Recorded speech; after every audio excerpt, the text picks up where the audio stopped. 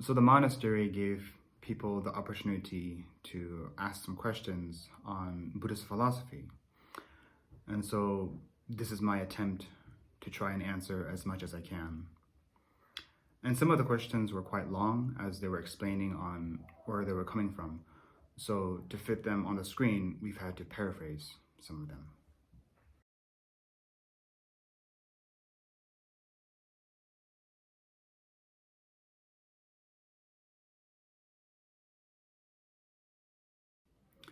So the four tenet systems and the four freedoms don't exactly match up, because whereas the four tenet systems are four distinct philosophical schools, the four freedoms are more views and practices to help lead us to the Mahayana path.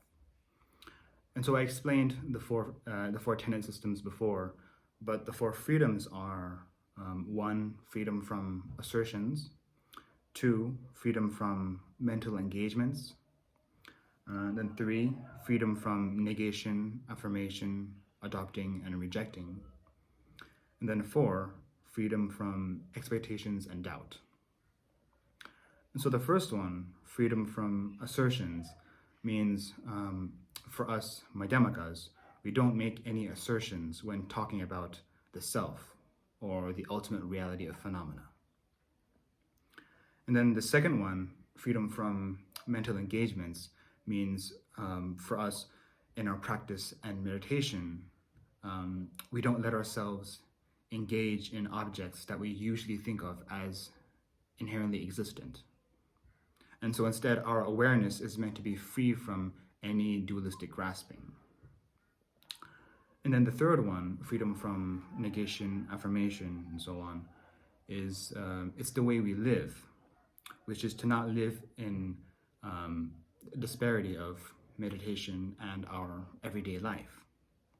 And so although all outer phenomena ultimately does not exist, we don't grasp at that and make negations and affirmations on what the outer reality is. And so we can go about our daily lives, but still being mindful of the reality and living a wholesome life. Otherwise, some people might think, oh, it's all empty, so there's no reason to accumulate merit. And then the fourth one, freedom from expectations and doubt, is how we view the result.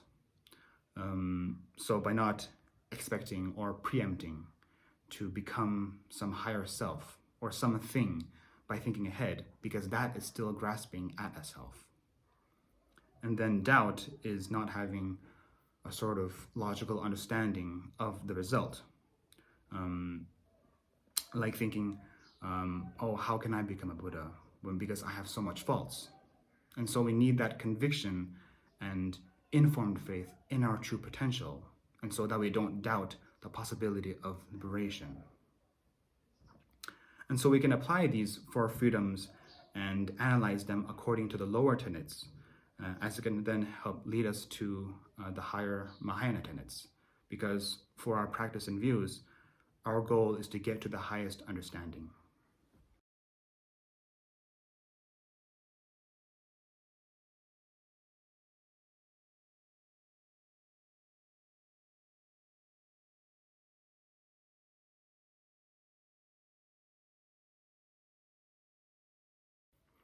So the omniscient mind of a Buddha is impermanent, just as all compounded and functional phenomena are. But this impermanence is not something we're trying to put an end to. As practitioners, our goal is not to try and attain some sort of permanent mind. So we do see the mind as compounded and impermanent in the fictional truth.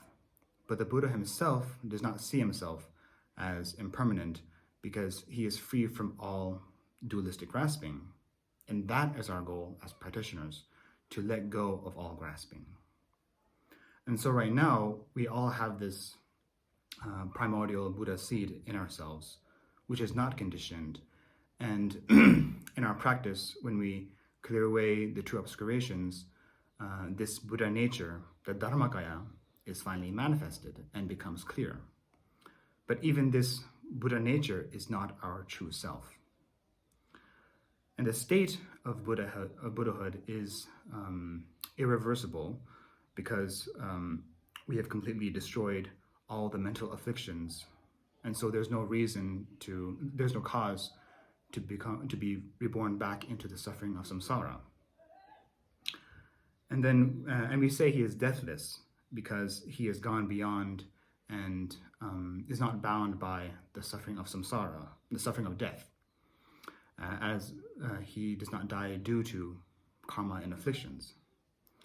And so when we talk about the historical Buddha, Shakyamuni, passing away, from a Mahayana perspective, we say that he was simply displaying an act of passing to teach us on impermanence.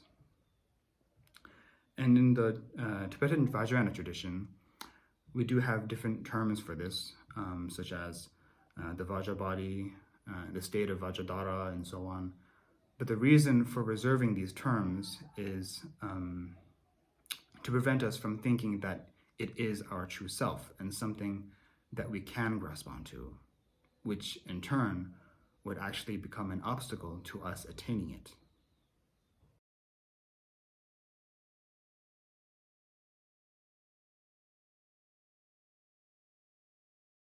So when we talk about the absorptions, or dhyana in Sanskrit, there's not really any point in teaching about the second, third, and fourth without having first entered the first dhyana, because they're all successively more refined meditation states and require an actual experienced meditation master to guide us only once one has attained the first dhyana, and not just a text. And so as a practical answer, rather than a philosophical one, we need to first cultivate the factors to achieve the first jhana, such as placing our mind single-pointedly on an object and adjusting our usual mental habits, and which is all mapped out in great detail in texts like Stages of Meditation by Kamalashila. So Kamalashila was one of the first, the earliest Indian Buddhist masters who came to Tibet, and he helped found Sakya Monastery with his teacher Shantarakshita. And so he influenced Tibetans to follow the Nalanda tradition of Tibetan Buddhism, of Mahayana Buddhism. And so he wrote this meditation manual, which has become widely relied upon, and it's like our go-to meditation text. And the oral transmission lineage of this text was nearly lost in when Tibetans fled in 1959, and the only person who had it was the late Khinchen Sankye Tenzin Rinpoche of Sakya Monastery. And so thanks to him, the lineage was revived. And so when we cultivate the factors, the causes for dhyana, the mind is temporarily free from the hindrances and mental afflictions like anger, attachment, and stress, and any unease. And so that's the reason why we need to cultivate this mind on the path, because with such a mind at rest from these afflictions, we can then integrate it with special insight to truly put an end to the afflictions. And so actually we don't try to enter the state of dhyana, because dhyana itself is not liberating. But we do encourage to cultivate the factors, the causes and conditions to keep that calm abiding state of mind, which is necessary for achieving special insight, and make it at least possible by practicing it.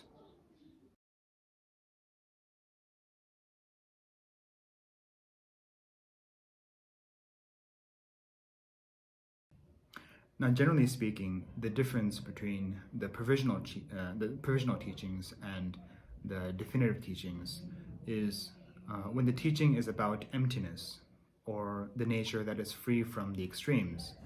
Since it's more for a ripened audience, it falls into the definitive teaching. And when the teaching is about the fictional truth, about worldly things for the path to seeing the ultimate, since it's more for a common audience, it falls into the provisional teaching. And so these definitions are the same for all the four tenets, but which teachings each of the four tenets identify as provisional or definitive is where they differ. And we don't have like a list of which teachings or which lines are to be taken literally or not, but what you can consider when contemplating or studying a teaching is if it makes you grasp at something, or if it contradicts the Buddha's encouragement of being free from the extremes, then it can most likely fall into the provisional teaching. But if it goes along with the logical reasoning of non-inherent existence or interdependence, then it can most likely fall into the definitive teaching. But what we usually do to understand the hidden meanings of the sutras is by reading the commentaries by the past, the great trusted masters, of which there are countless. And so while the sutras are perfect and never in error, it's still very important to read the commentaries on them by the realized masters to clear away our possible misinterpretations, since we are still beginners.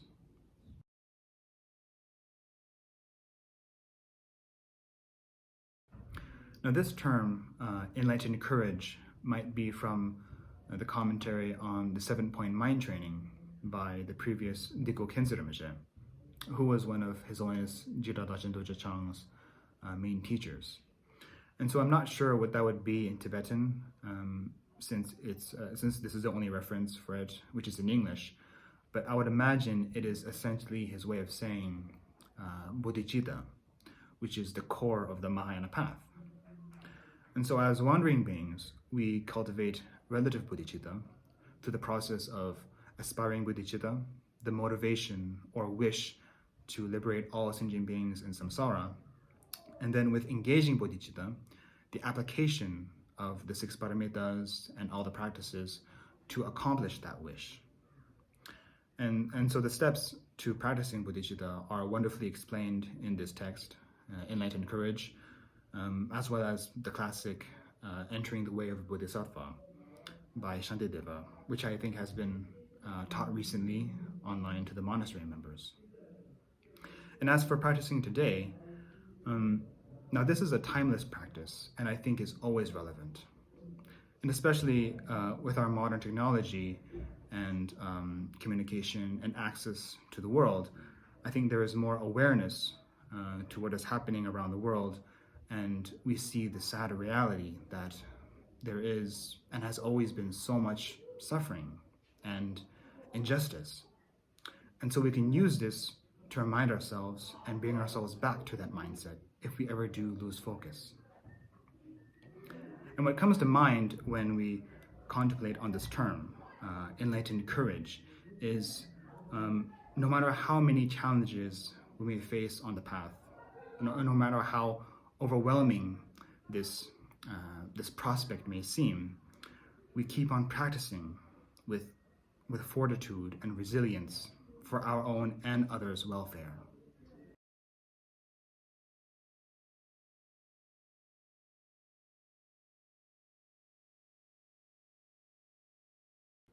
So this is more of a Vajrayana question, since it relates to advanced tantric terminology, and so I can't really explain much on this, since it's more for a discussion in a Vajrayana setting.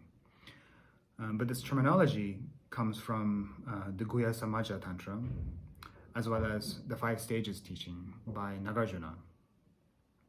And so every system of advanced Vajrayana has slightly different terminology for what can be achieved through this practice, but they all relate to the stages of enlightenment. And the reason for this is, in the Mahayana tradition, we have the causal Mahayana and the resultant Mahayana. So in the causal Mahayana, we take the cause of enlightenment as the path. So to overcome the 2 obscurations through the 6 paramitas and so on. Whereas in the resultant Mahayana, we take the result of enlightenment as the path. And so for that, we need to receive empowering consecration from a guru, commit to a sadhana along with its enlightened figure, a tutelary deity, and practice its mantra to manifest the result.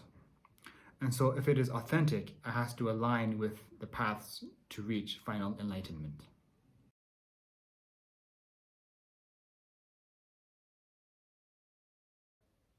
So the steps to preparing our mind for proper meditation are called study, contemplation, and cultivation. And what we apply to each of these are what we call the ground, path, and fruit. And so when we study about the ground that is to be purified, it's very important to first understand what it is we're purifying first. So the ground that is to be purified is not myself or my mind, or even what we assume to be the mind, but rather, but through awareness and analysis, we get a deeper understanding that it is actually the five aggregates, the six senses, and so on, and not some unitary self. And so in practicing mindfulness, we start out with our own body, and then look into more subtler feelings, and then the mind as it is affected. And then once we've gone through that, we can then be mindful of topics, which is investigating the impermanence of these things and their causes and so forth. And so through that process, we analyze all of those components and see that this self that we hold on to so dearly is not there. And so after having read or learned from one's master, one then contemplates on the meaning through deep insight, through which one develops a certainty and not blind faith, but informed faith in the teaching, knowing that they are authentic and true. And then one cultivates and meditates on it to attain the results. And so this framework is so important. Otherwise, we can be introspective, but without analyzing our regular assumptions of what the mind is and who we are, we're just using meditation to de-stress and maybe look at some of our habits and emotions more carefully, but without being liberating. But when we approach the authentic meditation, we not only achieve the result of liberation, but we'll also have a deeper understanding and awareness of our emotional patterns and habits that we need to work on. And so it helps very much with personal development and not just spiritual development.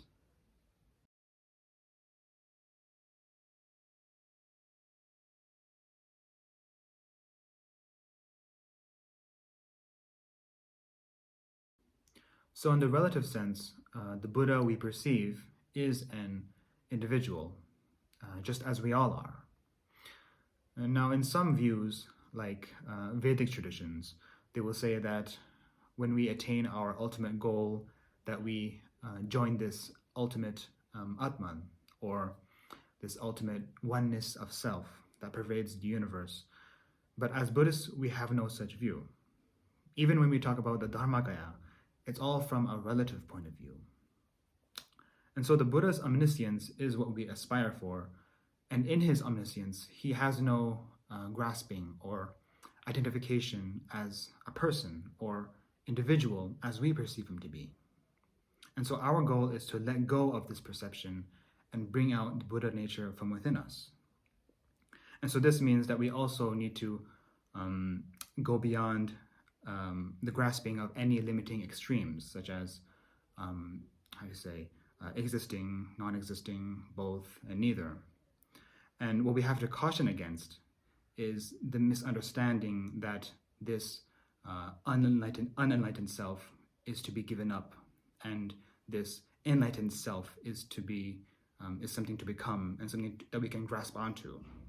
So whether it's a unitary self or an ultimate collective self, it's beyond all such definition.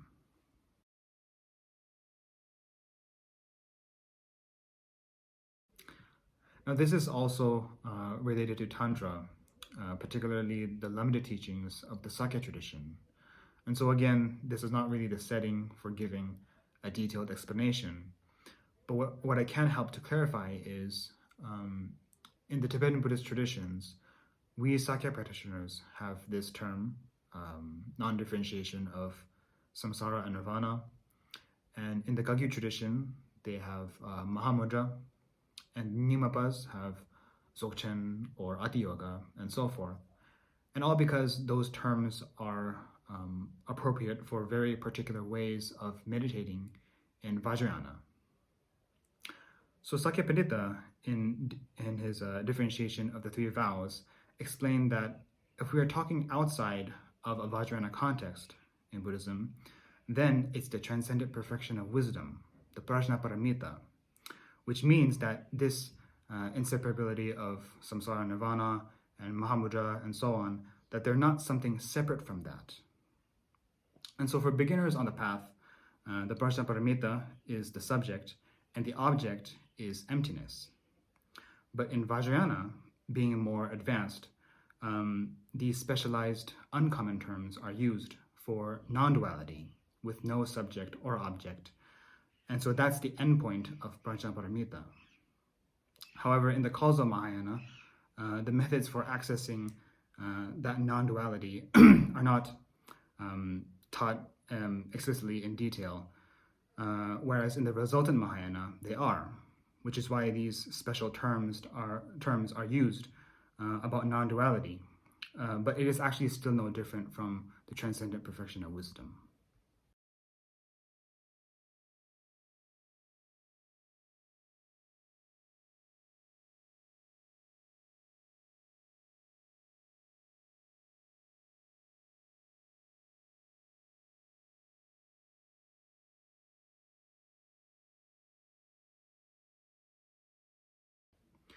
So these are the different lineages of Tibet, which cover pretty much all the subjects that we learn in our Buddhist colleges. So Pramana is epistemology, where we learn about how the mind works and knows things, which helps us understand logic and reasoning, and which can then be used to develop insight into the Buddha's teachings. And the Vinaya is the monastic code of discipline, which is observed by monks and nuns. And so it covers all the guidelines, as well as what is not allowed, according to how the Buddha himself lived. Through which one lives blamelessly and the ideal lifestyle for full-time practice. And so it's not necessary for lay people to learn, but in that category, the general ethics are taught. And so lay practitioners can learn the teachings on ethics for a household lifestyle. And then Abhidharma is an overview of all the different phenomena in the universe and how we can differentiate each of them, which includes the aggregates, the senses, and up to the 6 realms and higher states. And then Prajnaparamita is literally the transcendent perfection of wisdom. And in this subject, we study the wisdom that sees the ultimate reality. So it's what we call the mother, or the cause of all the results that we aspire for. So without learning this subject, we will not be able to attain any of the 3 results. And then Madhyamaka is the teachings of the middle way on the reality of how all phenomena are free from any of the extremes or fabrications. And so this is more emphasized in the Nalanda tradition. And then pacification cutting are very particular tantric meditation systems. And although we do have them in the Sakya tradition, they're not, we don't practice it very widely in monasteries or centers, but you can learn them individually from masters. And it's not part of the academic curriculum, unlike the other subjects. And in our Buddhist colleges, besides those last 2, those first 5 subjects are what we call the 5 academic systems, and are paramount to this tradition of Tibetan Buddhism, because they cover the essence of all the Buddhist teachings into those categories. And other than maybe the Bhikshu and Bhikshuni vows in the Vinaya, they're all important for all practitioners to go into, whether you're a layperson or not, as they help us on our path. And even if one cannot apply to a Buddhist university to learn these, but if we can just read the well-known core texts on each subject, such as the Heart Sutra, or even just the 9th chapter of Entering the Way of Bodhisattva, to learn the key points of Madhyamaka, if we can learn it from a qualified teacher, we can use our knowledge of the many commentaries, and you can still get that essence and full understanding by attending their lectures. And especially if the translation of a certain text that you want to learn isn't available yet. And so it's very fortunate when one has access to a qualified graduate teacher from a university like Zongsar or Sakya College or Sakya Nuns College, and one should take any opportunity to draw out that knowledge from them and learn. And so I hope whatever I could share in my answers is of some benefit, and I send all my best wishes to all members, friends, and family. Thank you.